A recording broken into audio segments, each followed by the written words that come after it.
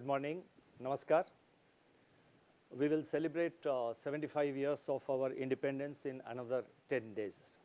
It's a great moment for all of us. I take this opportunity to convey my warm greetings to everyone on this historic occasion. Successive shocks to the global economy are taking their toll in terms of globalized inflationary surges, tightening of financial conditions, sharp appreciation of the US dollar, and lower growth across geographies. Multilateral institutions, including the International Monetary Fund, that is the IMF, have revised global growth projections downwards and highlighted recession risks. Disquietingly, globalization of inflation is coinciding with deglobalization of trade. The pandemic and the war have ignited tendencies towards greater fragmentation, reshoring of supply chains, and retrenchment of capital flows, which will pose long-term challenges to both globalization and the global economy itself. For emerging market economies, that is EMEs, these risks are magnified as they have to contend with both domestic growth inflation trade-offs and spillovers from the most synchronized monetary policy tightening worldwide. Emerging market economies are also facing rapid tightening of external financial conditions, capital outflows, currency depreciations, and reserve losses all happening simultaneously.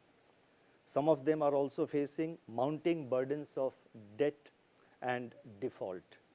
Elevated food and energy prices and shortages are rendering their populations vulnerability to insecurity of livelihood. The Indian economy has naturally been impacted by the global economic situation. We have been grappling with the problem of high inflation. Financial markets have remained uneasy despite intermittent corrections. We have witnessed large portfolio outflows to the tune of US dollar 13.3 billion. I repeat, 13.3 billion during the current financial year so far, that is till 3rd of August, that is till 2 days ago. Nevertheless, with strong and resilient fundamentals, India is expected to be amongst the fastest growing economies during the financial year 22-23, according to the projections of the IMF, with signs of inflation moderating over the course of the current year. Export of goods and services, together with remittances, are expected to keep the current account deficit within sustainable limits. The decline in external debt to GDP ratio, net international investment position to GDP ratio, and debt service ratio during 21-22 impart greater resilience against external shocks. I have the numbers for each of these parameters which I mentioned. They are in the footnote of my statement, and the statement, as you know, gets uploaded immediately after my statement is over, so you can have a look at it. But for the benefit of the wider audience, if I can mention the exact numbers, external debt to GDP ratio fell from 21.2% in March 2021 to 19.9% in March 2022. Net international investment position to GDP ratio, that is net claims of non-residents, improved from minus 13.2% to 11.6% over the same time period. Debt service ratio declined from 8.2% in 2021 to 5.2% in 21-22. Amidst all this, the financial sector remains well capitalized and sound. India's foreign exchange reserves, supplemented by net forward assets, provide insurance against global spillovers. Our umbrella remains strong. I would now like to focus on the decisions and deliberations of the Monetary Policy Committee.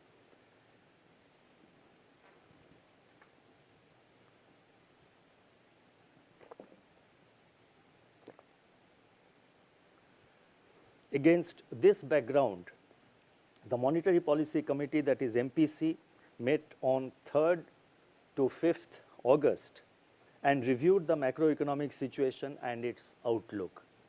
The MPC decided unanimously to increase the policy repo rate by 50 basis points, 50 basis points to 5.4% with immediate effect.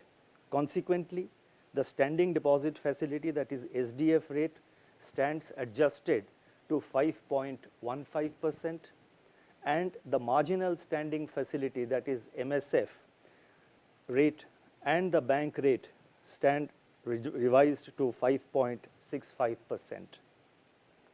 The MPC also decided to remain focused on withdrawal of accommodation to ensure that inflation remains within the target going forward while supporting growth. Let me now dwell briefly on the MPC's rationale for its decision on the policy rate and the stance. Against the prevailing adverse global environment, the MPC noted that domestic economic activity is resilient and progressing broadly along the lines of the June resolution of the MPC. Consumer price inflation has eased from its surge in April, but remains uncomfortably high and above the upper threshold of the target, that is 6%. Inflationary pressures are broad-based and core inflation remains at elevated levels. The volatility in global financial markets is impinging upon domestic financial markets, including the currency market, thereby leading to imported inflation. Or rather, let me put it this way, with inflation expected to remain above the upper tolerance threshold in Q2 and Q3 of the current financial year, the MPC stressed that sustained high inflation could destabilize inflation expectations and harm growth in the medium term. The MPC therefore judged that further calibrated withdrawal of monetary policy accommodation is warranted to keep inflation expectations anchored and contain the second round effects. Accordingly, the MPC decided to increase the policy repo rate by 50 basis points to 5.4%. The MPC also decided to remain focused on withdrawal of accommodation to ensure that inflation remains within the target going forward while supporting growth. I would now like to provide an assessment of growth and inflation, and at first I would like to focus on growth. Domestic economic activity is exhibiting signs of broadening. The southwest monsoon rainfall and reservoir levels are above normal. Kharif sowing is progressing well, although it is marginally below last year's level due to uneven rainfall distribution. On the demand side, indicators such as production of consumer durables, domestic passenger traffic, sale of passenger vehicles, and similar other indicators suggest improvement in urban demand. Rural demand indicators, however, exhibited mixed signals. While two-wheeler sales have increased, tractor sales contracted in June over, of course, a high base last year. High-frequency indicators of services sector like railway freight traffic, port traffic, that is port freight traffic, e-way bills, toll collections, and commercial vehicle sales remained robust in June and July. Investment activity is also picking up. The production of capital goods recorded double-digit growth for the second month in a row in May, and import of capital goods also witnessed robust growth in June. PMI manufacturing rose to an 8-month high in July. PMI services indicated continued expansion in July, although it fell from an 11-year high that was experienced or that was seen in the month of June. Capacity utilization in the manufacturing sector is now above its long-run average, signaling the need for fresh investment activity in additional capacity creation. The numbers also I have given in the footnote, but for immediate reference, let me mention that according to the RBI survey, capacity utilization in the manufacturing sector in Q4 of 21-22 was 75.3% relative to its long-term average of 73.7%. Bank credit growth has also accelerated to 14% year-on-year as on 15th July, and that is the latest data that we have. And this has accelerated to 14% from 5.4% that was recorded a year ago. Incoming data of corporates for the first quarter of next year indicate that sales and demand conditions and profitability of manufacturing sector remained buoyant.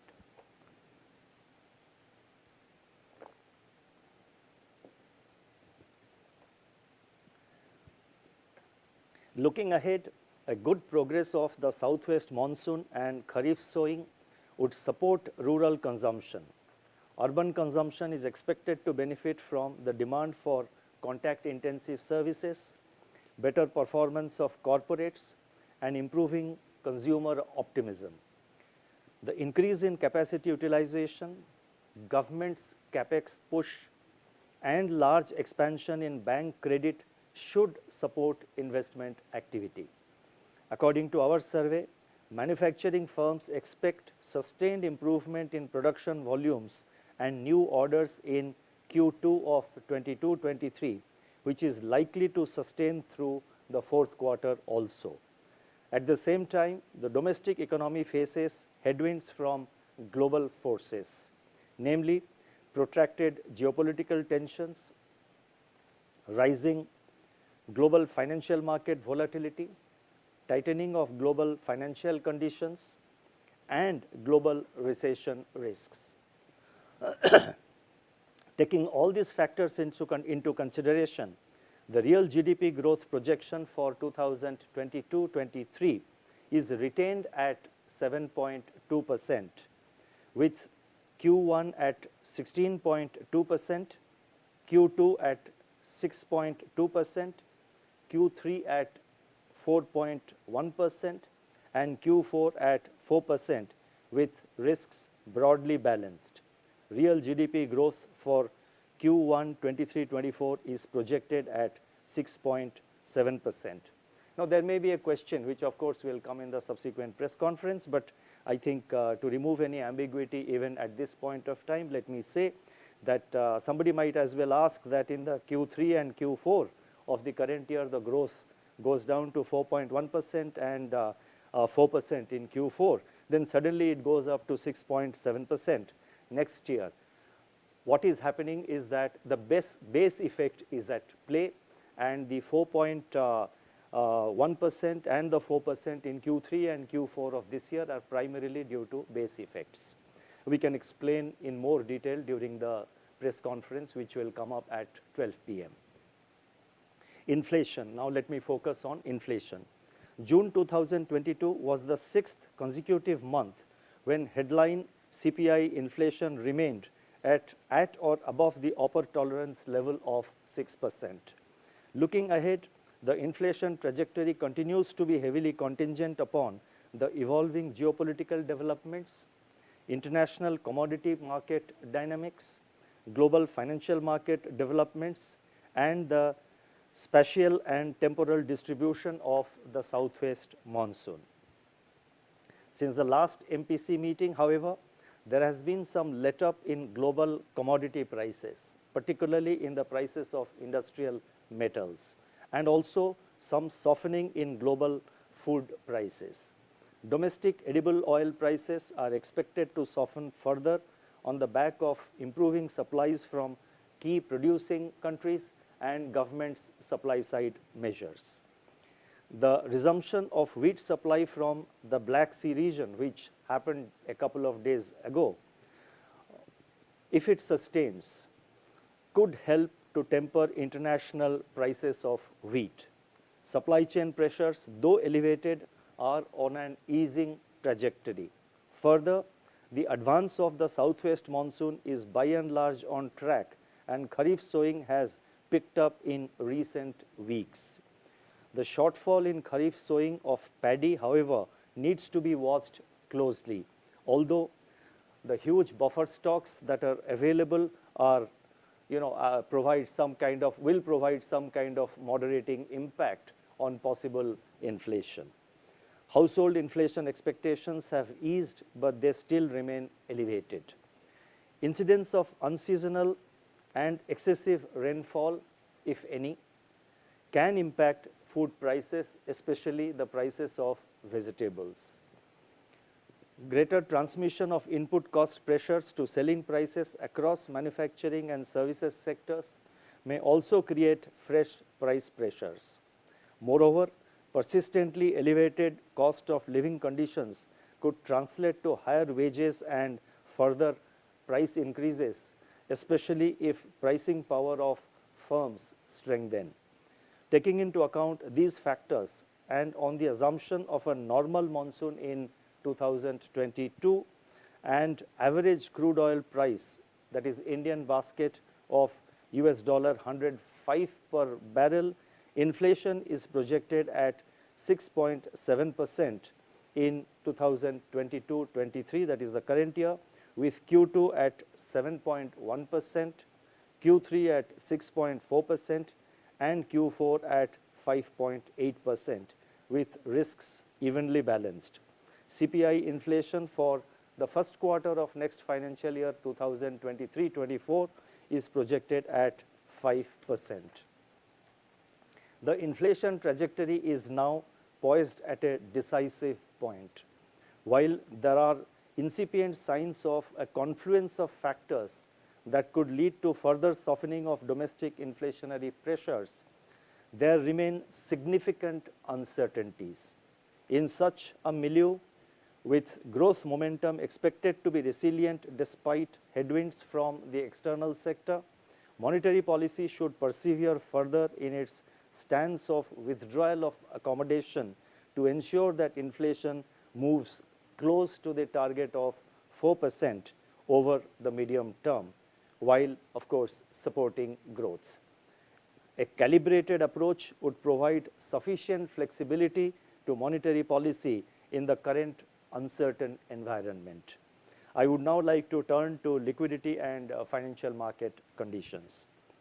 The introduction of the Standing Deposit Facility, that is SDF, in April this year, which raised the floor of the Liquidity Adjustment Facility corridor, that is the LAF corridor, by 40 basis points, along with policy repo rate hikes of May and June, have effectively resulted in withdrawal of accommodation by 130 basis points.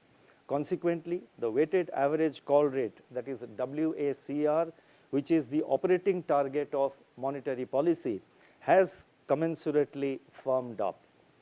At the longer end of the money market, interest rates on 91-day treasury bills, commercial papers, and certificates of deposit have also moved higher since April. The rate hikes also triggered an upward adjustment in the benchmark lending rates by the banks. Term deposit rates are also increasing, which should bode well for availability of funds with the banks in the context of sustained buoyancy in credit demand.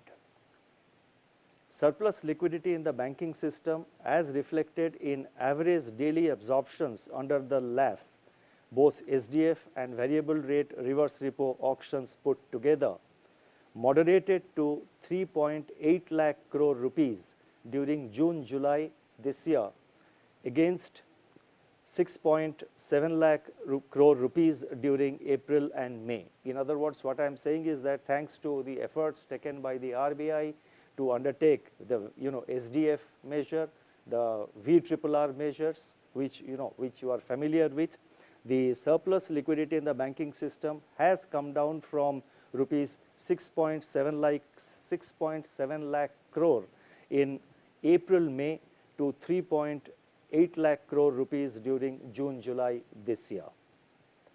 The sharp moderation in surplus liquidity from July 20th of this year, mainly on account of tax and capital outflows, resulted in money market rates firming up above the repo rate.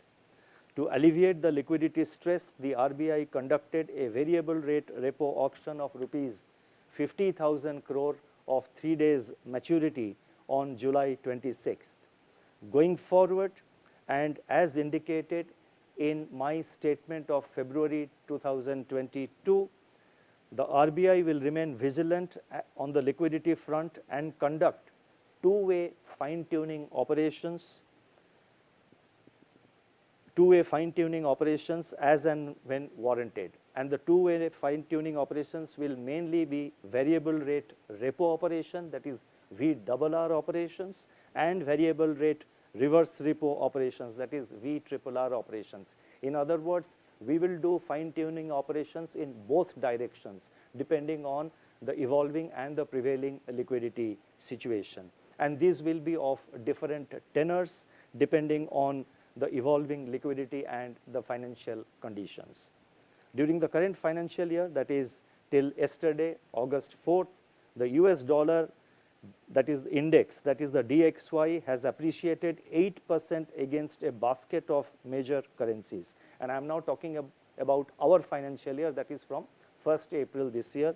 So DXY has appreciated by 8% against a basket of major currencies. In this milieu, the Indian rupee has moved in a relatively orderly fashion, depreciating 4.7% against the US dollar during the same period, that is till yesterday. So the rupee depreciation has happened in an orderly fashion thanks to the stated policy of RBI and thanks to our steady improvement in the market to prevent volatility.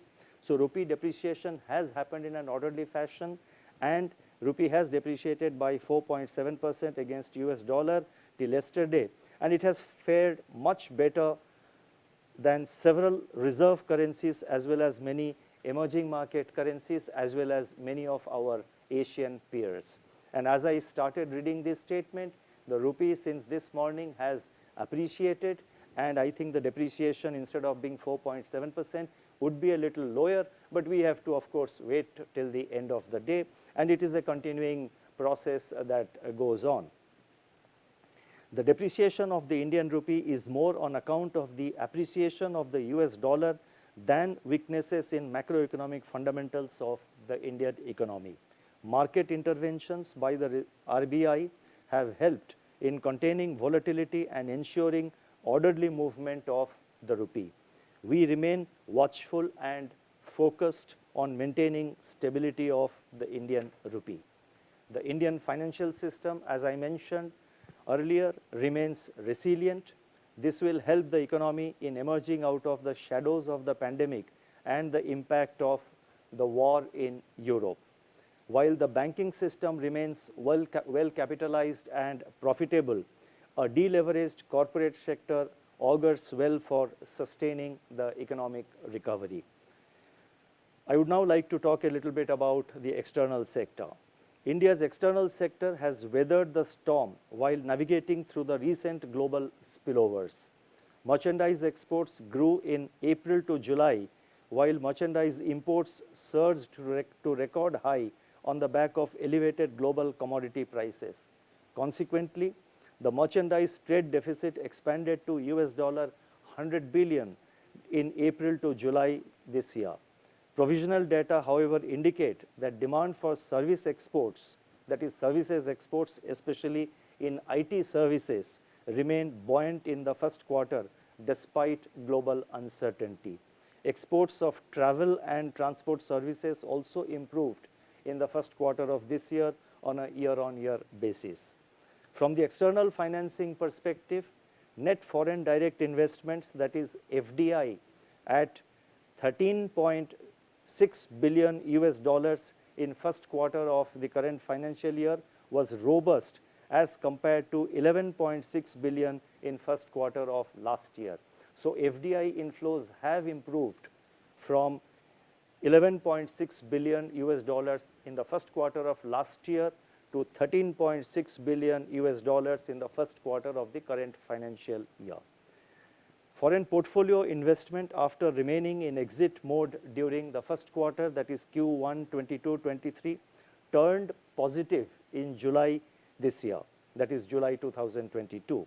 Along with several other measures undertaken in July, the Reserve Bank has also used its foreign exchange reserves accumulated over the years to curb volatility in the exchange rate.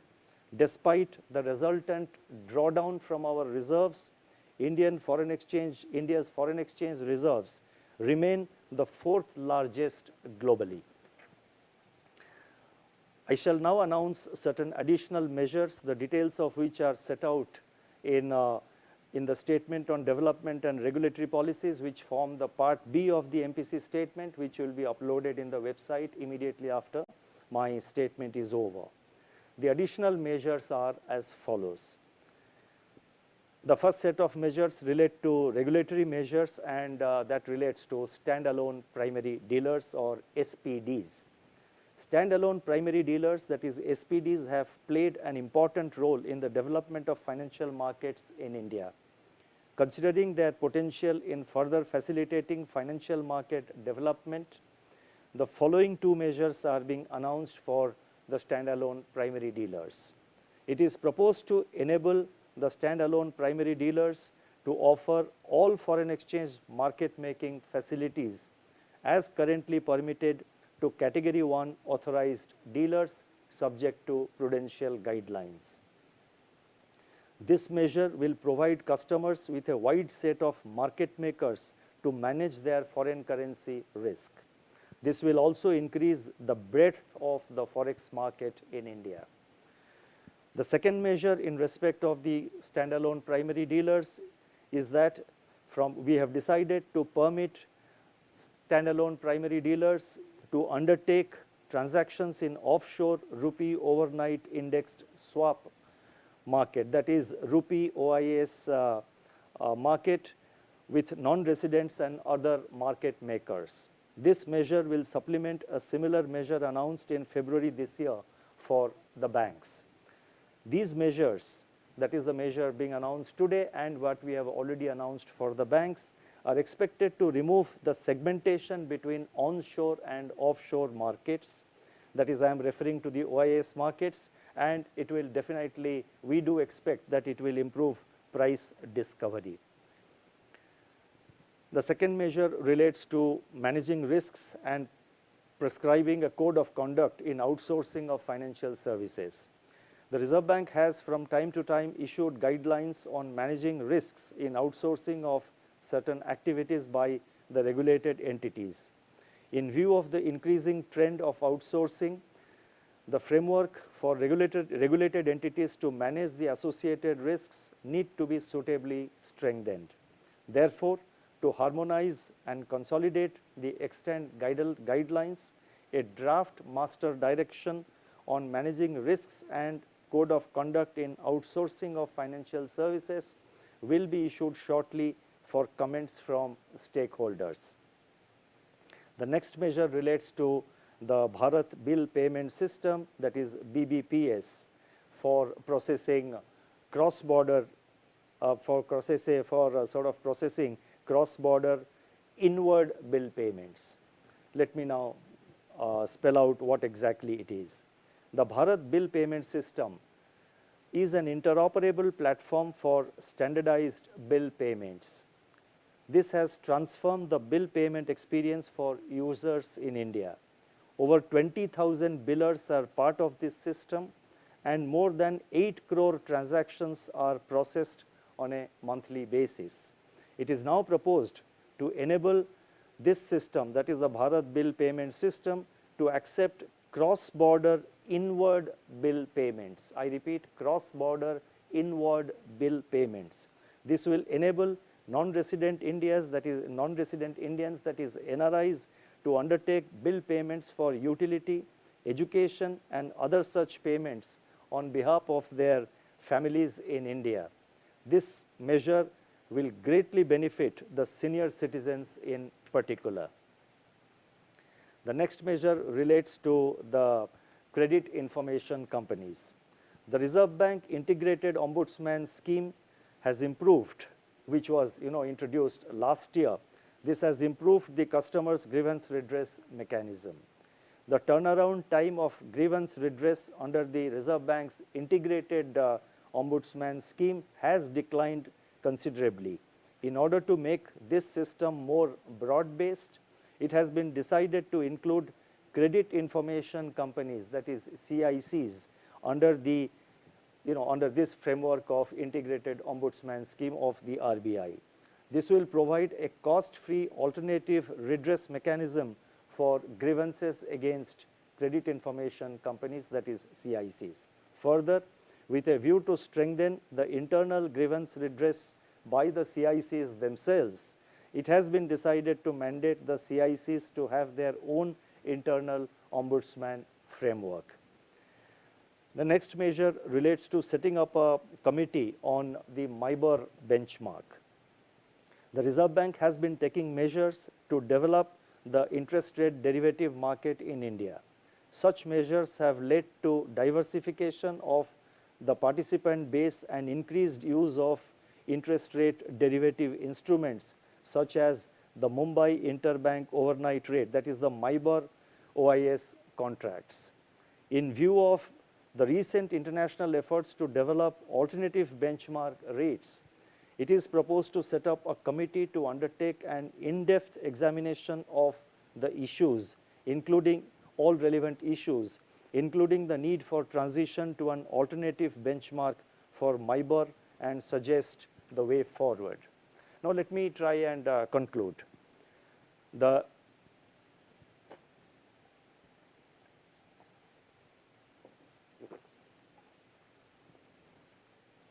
Indian economy is holding steady and progressing in an ocean of turbulence and uncertainty.